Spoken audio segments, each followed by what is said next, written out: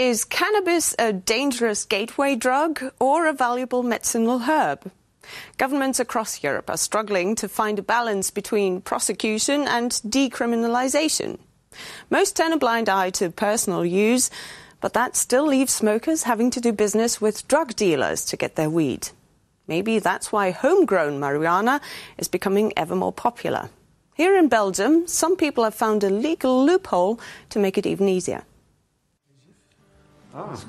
It's a house call with a twist. Joep Uman is telling a fellow Cannabis Club member that the harvest from his plant is ready.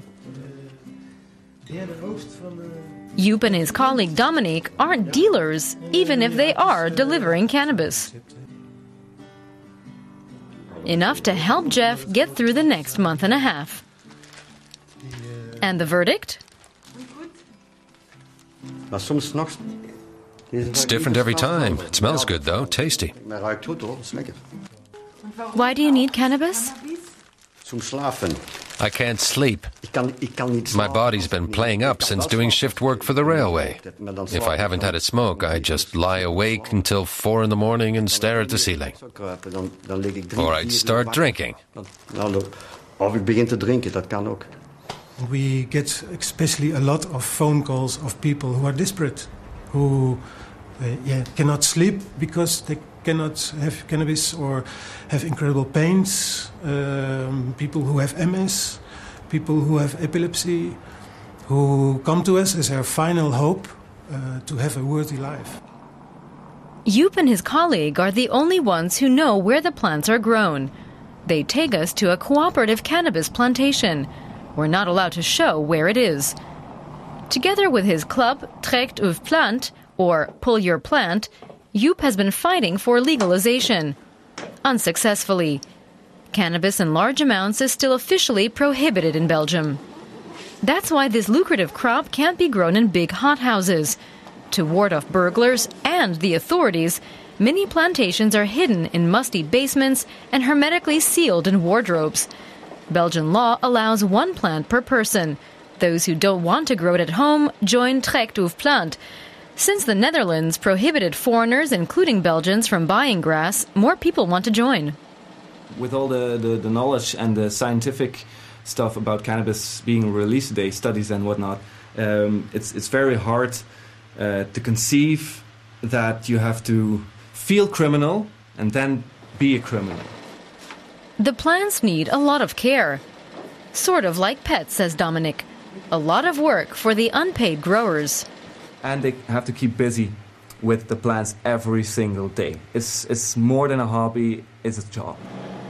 Here, not far from Antwerp's main train station, the group is conducting its fight against Belgium's wishy-washy drug policies. The club says it's absurd that one law bans cannabis while another allows the possession of small amounts. Joep says people should have the right to use cannabis.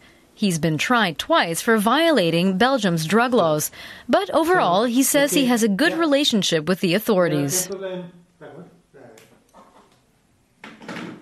We talk sometimes with the police and say, we would like to give you the addresses. So if ever you would come to these addresses, you would know that, hey, this is not a mafia plantation, this is Trekt Uw Plant.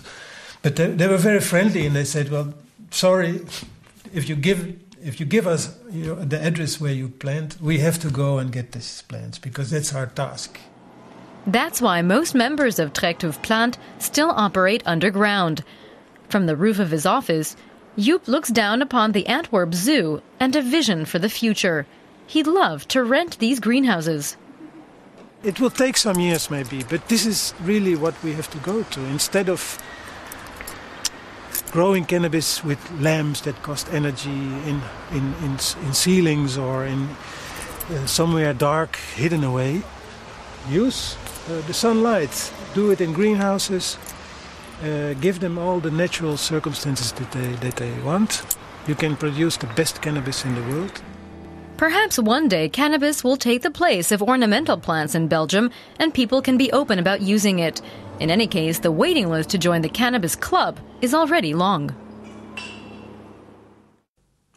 And that report wraps up this edition of European Journal. Thanks very much for watching. Until next week, auf Wiedersehen and bye for now.